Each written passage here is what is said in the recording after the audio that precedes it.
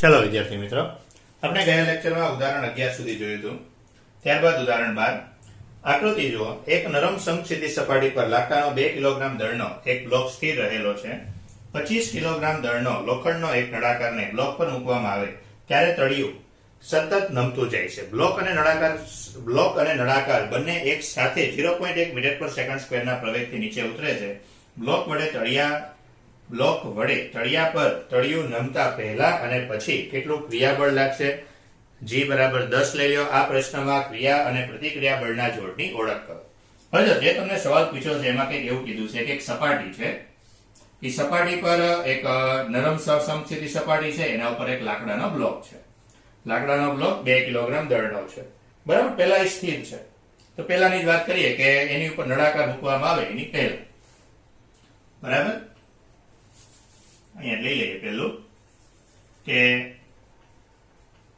નળાકાર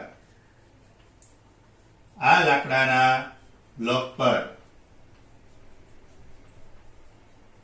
મૂકવામાં આવે તેની પહેલા વિચારીએ કયા કયા બળો લાગશે. તો આ 2 કિલોગ્રામ દળનો પદાર્થ છે એટલે નીચે તરફ એક mg એટલે 20 ન્યૂટન બળ લાગશે, બરાબર. અને ઉપર તરફ આ તળિયા દ્વારા ઉપર તરફ એક પ્રતિક્રિયા બળ લાગશે, એને આપણે લંબ બળ n કહી દઈએ. તો હવે જે તમને કીધું છે કે અહીંયા પહેલા તો બ્લોક સ્થિર છે, તો પહેલા બ્લોક સ્થિર છે. તો બ્લોક સ્થિર છે એનો અર્થ શું થઈ ગયો કે ક્રિયા અને પ્રતિક્રિયા બળ. જો આપણે જો mg બળ છે એને ક્રિયા બળ કહી દઉં તો તળિયા દ્વારા સપાટી ઉપર લાગતું બળ શું થઈ જાય? પ્રતિક્રિયા બળ. તમને સવાલ શું પૂછ્યો છે કે પહેલા અને પછી તળિયા પર બ્લોક વડે તળિયા પર તળિયું નમતા પહેલા અને પછી બ્લોક વડે તળિયા પર લાગતું બળ. તો એનો અર્થ એમ થશે કે પહેલા બ્લોક સ્થિર છે માટે તળિયા પર લાગતું બળ. ચલો, તો તળિયા પર કેટલું બળ લાગશે? તો સામસામે બંને બળ સમાન જ હશે, એટલે n બરાબર mg એટલે 20 ન્યૂટન, બરાબર. બંને બળ સમાન જ હશે. બીજો જે સવાલ તમને પૂછ્યો છે કે ભાઈ ક્રિયા બળ અને પ્રતિક્રિયા બળની ઓળખ કરો, તો અહીંયા કોઈ પણ જો આપણે વજન બળને ક્રિયા બળ ગણીએ તો આ જે લંબ બળ છે એ લંબ બળ શું બનશે? પ્રતિક્રિયા બળ થાય, બરાબર. કારણ કે ક્રિયા બળ અને પ્રતિક્રિયા બળ માટે આપણે ન્યૂટનના નિયમમાં શું ભણ્યા હતા કે કોઈ પણ એક બળ ક્રિયા બળ લઈએ, કે હું દિવાલને બળ લગાડું, દિવાલ પર ધક્કો મારું, તો કોઈ પણ એક બળ ક્રિયા બળ લઉં તો બીજું બળ ઓટોમેટિક પ્રતિક્રિયા બળ થઈ જાય. અને બીજું જે કીધું છે 0.1 મીટર પર સેકન્ડ સ્ક્વેરના પ્રવેગથી નીચે ઉતરે છે, કે જ્યારે આ સપાટી છે એ સપાટી પર લાકડાનો બ્લોક છે, એના ઉપર હું એક નળાકાર મૂકું છું, ત્યારે આખું આ તંત્ર એ નીચે તરફ જાય છે. હવે નીચે તરફ એક બળ લાગશે mg, ફરીથી ઉપર તરફ એક બળ લાગશે લંબ બળ n, બરાબર. તો પણ હવે mg માં મારે એવું લેવું પડશે તો એક લાકડાનું તો હતું જ, બીજું એક ઉપર નળાકાર મૂક્યું છે એટલે કેપિટલ mg, બરાબર. અને આખું તંત્ર નીચે જાય છે. કેટલા પ્રવેગથી? તો કે 0.1 મીટર પર સેકન્ડ સ્ક્વેરના પ્રવેગથી નીચે જાય છે. એટલે આ નળાકારને બ્લોક પર મૂક્યા બાદ આ તંત્રનું બળ, તો તંત્ર પર લાગતા બળો કયા હશે? તો નીચે તરફ જાય છે, એનો અર્થ કે આ જે બળ છે એ લંબ બળ કરતા મોટું હશે. માટે small m plus capital mg minus n બરાબર આપણે શું લખવું પડશે? Small m plus capital m into a, બરાબર. આપણે જે લખતા ને કે ભાઈ જે દિશામાં પદાર્થ ગતિ કરતો હોય એમાંથી વિરુદ્ધ દિશાના બળને બાદ કરતા એના બરાબર ma એવું લખતા, પરંતુ અહીંયા બે પદાર્થો છે એટલે આપણે એ રીતે લખ્યું. તો માટે આના પરથી કેપિટલ n લઈ લઈએ. આપણે તો શું શોધવું છે કે બંને દ્વારા બ્લોક પર કેટલું બળ લાગશે, બંને દ્વારા સપાટી પર કેટલું બળ લાગશે. તો નેચરલ વસ્તુ છે, જેટલું સપાટી દ્વારા ઉપર તરફ બળ લાગતું હશે એટલું જ બળ નીચે તરફ લગાડશે. તો હું સપાટી દ્વારા ઉપર તરફ લાગતું બળ શોધી લઉં એટલે એટલું જ નીચે તરફ હશે. તો n બરાબર શું થઈ જશે? Small m plus capital m into g minus small m plus capital m into a. બંનેમાંથી small m plus capital m common કાઢી નાખું એટલે g માઇનસ a. તો small m plus capital m કેટલું છે? તો કે એક 2 કિલોગ્રામનો છે અને એક જે નળાકાર છે એ નળાકાર 25 કિલોગ્રામનો છે એટલે 27. g એટલે 10 લઈ લેવાનું છે અને પ્રવેગ આપ્યો છે 0.1 એટલે 10 માઇનસ 0.1 એટલે 0.9, બરાબર. તો એનું 10 માઇનસ 0.1 એટલે 9.9, તો 27 ગુણ્યા 9.9 એટલે 267.3 ન્યૂટન. તો એનો અર્થ શું થઈ ગયો કે સપાટી દ્વારા તંત્ર ઉપર બળ કેટલું લાગે છે? 267.3 ન્યૂટન. તો એનો અર્થ એમ થઈ ગયો કે આ તંત્ર દ્વારા સપાટી પર, તો તંત્ર દ્વારા સપાટી ઉપર એ બળ કેટલું લાગતું હશે? 267.3 ન્યૂટન બળ લાગે છે. અને આ જે વાક્ય છે એ સેમ લખી નાખવાનું કે જો આપણે વજન બળને ક્રિયાબળ લઈએ તો આ લંબ બળ એ શું બનશે? તો આ લંબ બળ પ્રતિક્રિયા બળ થશે. બરાબર? એટલે કોઈ પણ એક બળ છે, કોઈ પણ એક બળને તમે ક્રિયાબળ લઈ લો તો બીજું બળ ઓટોમેટિક પ્રતિક્રિયા બળ બની જશે. બરાબર? ચલો ઉદાહરણ પૂરા. સ્વાધ્યાયની વાત કરીએ. ચલો સ્વાધ્યાયની અંદર પહેલો દાખલો.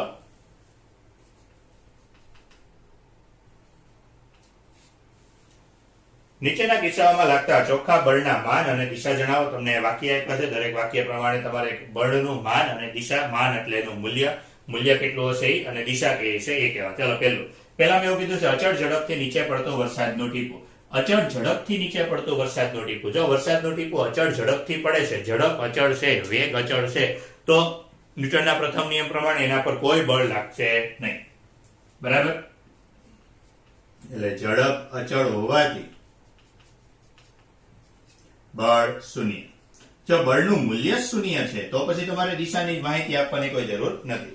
બીજું કીધું છે પાણી પર તરતો 10 ગ્રામ દળનો બુચ. પાણી પર ઈ બુચ તરે છે. તરે છે એનો અર્થ કે નથી ઉપર જતો, નથી નીચે જતો, કોઈ દિશામાં ગતિ નથી કરતો. જો કોઈ દિશામાં ગતિ નથી કરતો તો માટે ફરીથી ત્યાં બુચ તરે છે, તેથી તેના પર લાગતું બળ કેટલું હશે? તો કે શૂન્ય. ત્રીજું, આકાશમાં યુક્તિપૂર્વક સ્થિર રાખેલો પતંગ. યુક્તિપૂર્વક સ્થિર રાખેલો પતંગ, તો ફરીથી જ કે પતંગ સ્થિર હોવાથી તેના પર લાગતું બળ શૂન્ય. બરાબર? ત્યારબાદ ડી, ખરબચડા રસ્તા પર 30 કિલોમીટર પર કલાકના અચળ વેગથી ગતિ કરતી કાર. ફરીથી એનો જ અચળ વેગ હોવાથી કુલ બળ શૂન્ય. ત્યારબાદ બધા દ્રવ્યો પદાર્થોથી દૂર, વિદ્યુત અને ચુંબકીય ક્ષેત્રથી દૂર અવકાશમાં ગતિ કરતા ખૂબ ઝડપી ઇલેક્ટ્રોન. હવે સમજજો, અવકાશમાં ઇલેક્ટ્રોન ગતિ કરે છે પરંતુ બધા દ્રવ્યથી દૂર છે. એના પર કોઈ વિદ્યુત નથી, કોઈ ચુંબકીય ક્ષેત્ર નથી, આજુબાજુ કોઈ પદાર્થ નથી. એનો અર્થ એમ થઈ ગયો કે અવકાશમાં છે તો અવકાશમાં એ દરેક તંત્રથી દૂર હોવાથી તો એ કિસ્સામાં પણ કુલ બળ શું થઈ જશે? તો કુલ બળ શૂન્ય થશે. બરાબર? ચલો 5.2, 0.05 કિલોગ્રામ દળની એક લખોટી ઉધ્વ દિશામાં ફેંકવામાં આવે છે. લખોટી પર લાગતા ચોખ્ખા બળનું માન અને દિશા નીચેના કિસ્સામાં જણાવો. ચાલો પહેલું તમને કીધું છે તેની ઉધ્વ દિશાની ગતિ દરમિયાન કે લખોટીને ઉપરની દિશામાં ફેંકવામાં આવે ત્યારે બળ કેવું લાગે. આપણે ચોથા ચેપ્ટરમાં, ત્રીજા ચોથા બે ચેપ્ટરમાં બધે ભણી ગયા હતા કે જ્યારે લખોટી કોઈ પણ પદાર્થને તમે ઉપરની દિશામાં ફેંકો છો ત્યારે પણ બળ તો કયું લેવાનું? તો કે બળ તો વજન બળ mg જ લેવાનું, ભલે ગતિ ઉપરની દિશામાં હોય. એટલે બળ તો આવશે તો કે F બરાબર mg. લખોટીનું દળ કેટલું આપી દીધું છે? તો 0.05 કિલોગ્રામ. 0.05 કિલોગ્રામ ગુણ્યા 10 કરો તો ગુણ્યા 10 કરશો એટલે 0.5 ન્યૂટન. ક્યાં? તો કે અધો દિશામાં. બીજું તમને કીધું તેની અધો દિશાની ગતિ દરમિયાન, જો લખોટી અધો દિશામાં ગતિ કરે છે, અધો દિશાની ગતિ હશે તોય વજન બળ તો ક્યાં લાગશે? તો કે સિમ્પલ, લખોટી નીચે જતી હોય છે તો બળ તો ક્યાં લાગશે? નીચે તરફ જ લાગશે. એટલે F બરાબર mg જ આવશે. એટલે 0.5 ન્યૂટન જ આવશે. ક્યાં લાગશે? તો કે અધો દિશામાં. લખોટીને તમે ઉપર ફેંકો છો તો પછી એવું નહીં વિચારવાનું કે ભાઈ અમે ઉપર ફેંકું છું તો બળ નથી લગાડતો. આપણે માત્ર સંપર્ક બળની જ વાત કરીએ છીએ. તમે આમ પદાર્થને ઉપર ફેંકો છો તો હવે એ ઉપર જાય છે ત્યારે ધીમે ધીમે વેગ ઘટે છે. એ વેગ ઘટાડવાનું કામ તો કોણ કરે છે? તો કે ગુરુત્વ બળ કરે છે. બરાબર? એ આપણે નથી કરતા. આપણે તો વેગ વધાર્યો હતો તો વેગ જાતે જ ઘટે છે, માટે શું આવે? ગુરુત્વ બળ આવે. ત્રીજું, તે ક્ષણિક સ્થિર હોય તે ઉચ્ચતમ બિંદુએ જો લખોટીને સમક્ષિતિજ સાથે 45 ડિગ્રીના ખૂણે ફેંકવામાં આવી હોય તો શું જવાબ જુદો હોય? જો આપણે ખબર છે કે પદાર્થને તમે કોઈ પણ રીતે ફેંકો. ચોથા ચેપ્ટરની અંદર આપણે ઓલા પ્રક્ષિપ્ત પદાર્થ વિશે ભણી ગયા હતા. એમાં આપણે એવું કીધું હતું પદાર્થને કોઈ પણ ખૂણે ફેંકો, બળ તો ક્યાં લાગશે? નીચે જ લાગશે. એટલે કોઈ પણ બિંદુએ અને 45 ડિગ્રીના ખૂણે બળની દિશા અને મૂલ્ય બદલાશે નહીં. બરાબર? એટલે કોઈ પણ રીતે જે બળ છે એ બળના મૂલ્ય બદલાવાના નથી. બરાબર? 5.3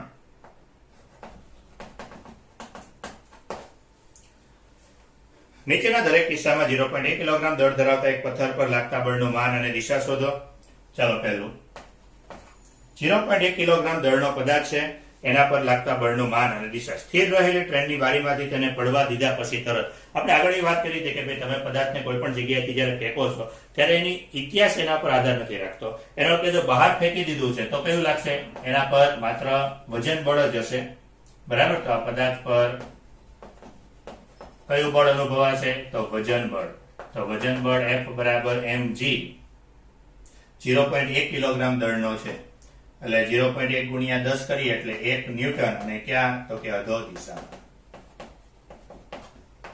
બીજું, 36 કિલોમીટર પર કલાકની અચળ ઝડપથી દોડતી ટ્રેનની બારીમાંથી તેને પડવા દીધા પછી તો ઉપર પ્રમાણે. એટલે જવાબ કયો? એ પ્રમાણે બેઠો જ આવશે. બરાબર? બહાર ફેંકો એટલે વહીવટ પૂરો. 1 મીટર પર સેકન્ડ સ્ક્વેરથી પ્રવેગિત થતી ટ્રેનની બારીમાં પડવા દીધા પછી ફરીથી જવાબ ઈનો ઈ જ. 1 મીટર પર સેકન્ડ સ્ક્વેરથી પ્રવેગિત થતી ટ્રેનના તળિયા પર ટ્રેનની સાપેક્ષે સ્થિર હોય ત્યારે તેના કિસ્સામાં હવાનો અવરોધ અવગણો. ચાલો હવે છેલ્લામાં થોડું અલગ કીધું છે કે ટ્રેન છે, ટ્રેનની સપાટી પર આ પદાર્થ પડ્યો છે. ટ્રેન પોતે 1 મીટર પર સેકન્ડ સ્ક્વેરના પ્રવેગથી જાય છે. ટ્રેન 1 મીટર પર સેકન્ડ સ્ક્વેરના પ્રવેગથી જાય છે અને એ ટ્રેનની સાપેક્ષે સ્થિર છે. જો ટ્રેન આ દિશામાં જતી હશે ખરેખર આ દિશામાં પદાર્થ ગતિ કરશે, એના પર એક આભાસી બળ લાગશે. પરંતુ એ સ્થિર છે એનો અર્થ કે આ તરફ છે તો એ તરફ પણ એક બીજું બળ લાગતું હશે. તો એ સમયે ન્યા કયું બળ હશે? તો કે ન્યા બળ હશે એનું ઘર્ષણ બળ. બરાબર? ટ્રેનની સાપેક્ષે સ્થિર છે તો એનો અર્થ એમ થઈ ગયો કે આ તરફ ઘર્ષણ બળ ઘર્ષણ બળ હશે. તો એ ઘર્ષણ બળ Fs મેક્સિમમ તો ન કહી શકાય, મહત્તમ નથી. એટલે તો આ તરફ કેટલું હશે? તો આ તરફ એનું આભાસી બળ. તો એ સમયે એના પર બળ કેટલું લાગશે? તો Fs બરાબર ma. એમ આપી દીધો છે 0.1, ટ્રેનનો પ્રવેગ આપ્યો છે 1 એટલે કેટલો આવશે? 0.1 ન્યૂટન. બરાબર? ક્યાં? તો કે ટ્રેનની વિરુદ્ધ દિશામાં. દિશા કઈ હશે? આમ તો દિશાનો કઈ ઉલ્લેખ નહીં થાય ને, કારણ કે બંને બળ સમાન જ છે. ટ્રેનની સાપેક્ષે તો સ્થિર છે. બરાબર? ત્યારબાદ 5.4. તો 5.4 ની અંદર કે જે તમને કીધું છે લીસા સમક્ષિતિજ ટેબલ પર L લંબાઈનો દોરીનો એક છેડો m દળના કણ સાથે અને બીજો છેડો એક નાની ખીલી સાથે જોડેલો છે. જો કણ v ઝડપથી વર્તુળમય ગતિ કરે તો કણ પર લાગતું ચોખ્ખું બળ. જો તમે સમજો આખી થિયરી જે તમને આમાં કીધી છે એ પ્રમાણે કે એક સમક્ષિતિજ ટેબલ છે. આ સમક્ષિતિજ ટેબલ પર જે પથ્થર છે કે પદાર્થ છે એ પદાર્થને એક દોરી સાથે બાંધી દીધો છે. બરાબર? એમ દળનો એક કણ બીજો છેડો એક નાની ખીલી સાથે અહીંયા જોડેલો છે અને એને આમ ફેરવવામાં આવે છે. સમક્ષિતિજ ફેરવવામાં આમ ફેરવવામાં આવે છે. આમ ફેરવશું તો એના પર બળ કેવું લાગશે? વર્તુળાકાર ગતિ કરે છે એટલે એક હંમેશા કેન્દ્ર તરફ બળ હશે. દોરી બાંધેલી છે તો એ કેન્દ્ર તરફ બળ કયું હશે? તણાવ બળ. તો જે તમને પૂછ્યું છે કે એના પર ચોખ્ખું બળ કેટલું હોય તો સિમ્પલ વર્તુળાકાર ગતિ જ કરે છે ખાલી, એટલે ચોખ્ખું બળ કેટલું હશે? તો કે એનું કેન્દ્રગામી બળ. કેન્દ્રગામી બળ એટલે કયું? તણાવ બળ. તો માટે ચોખ્ખું બળ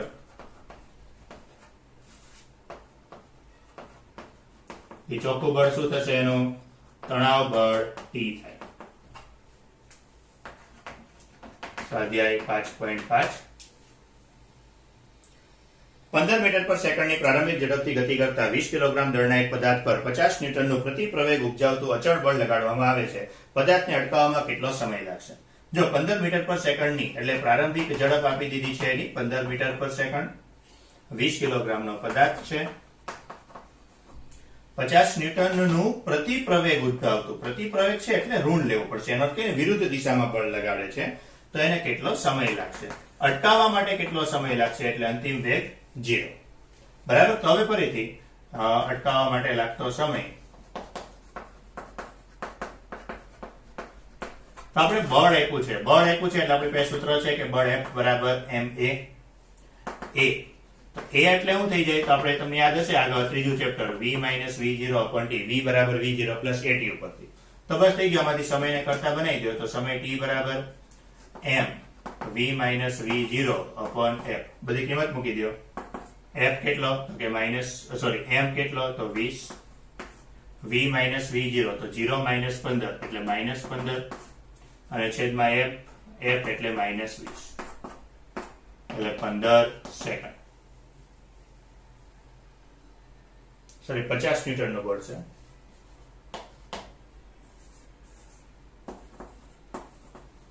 તો આ 0 0 કટ એટલે 15 દુ 30, આ 5 તેરી 15 અને 3 દુ 6 સેકન્ડ. બરાબર. સ્વાધ્યાય 5.6 3 કિલોગ્રામ દળના એક પદાર્થ પર લાગતું અચળ બળ તેની ઝડપ 2 મીટર પર સેકન્ડ થી 25 સેકન્ડમાં બદલીને 3.5 મીટર પર સેકન્ડ કરે છે. દળ આપી દીધું છે 3 કિલોગ્રામ, તેની જે ઝડપ છે એ 2 મીટર પર સેકન્ડ થી, પ્રારંભિક ઝડપ 2 મીટર પર સેકન્ડ છે, t બરાબર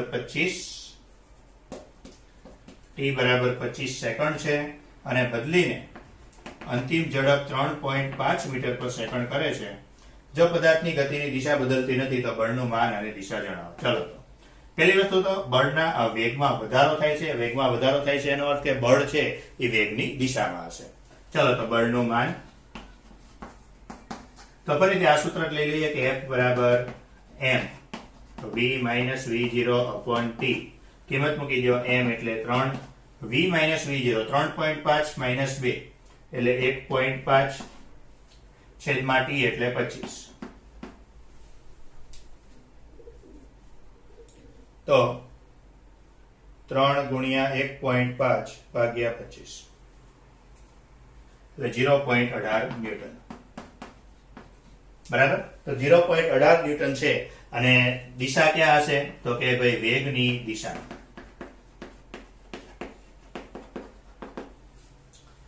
ત્યારબાદ સ્વાધ્યાય 5.7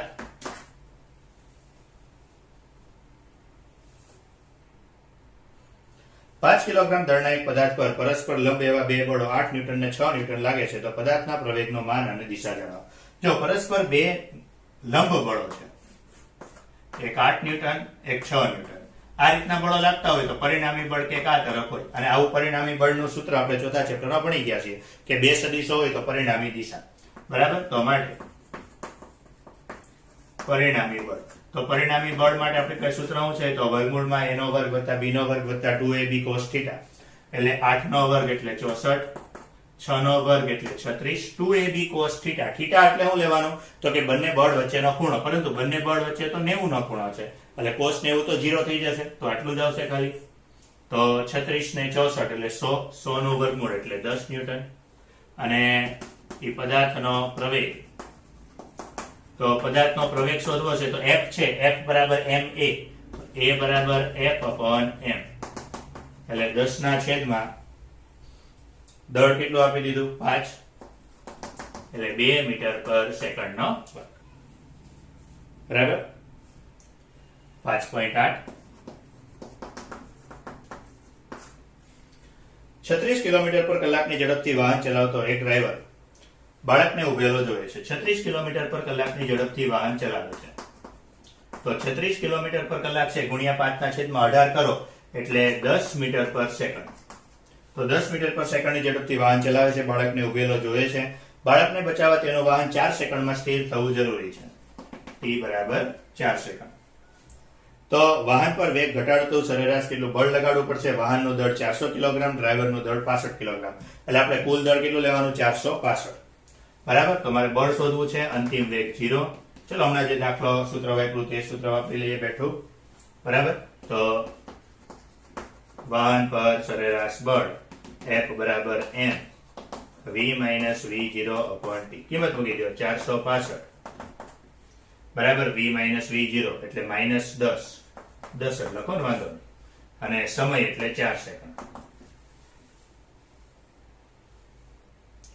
તો 465 ગુણ્યા 10 ભાગ્યા 4 1162 ન્યૂટન. 1162.5 ન્યૂટન. બરાબર.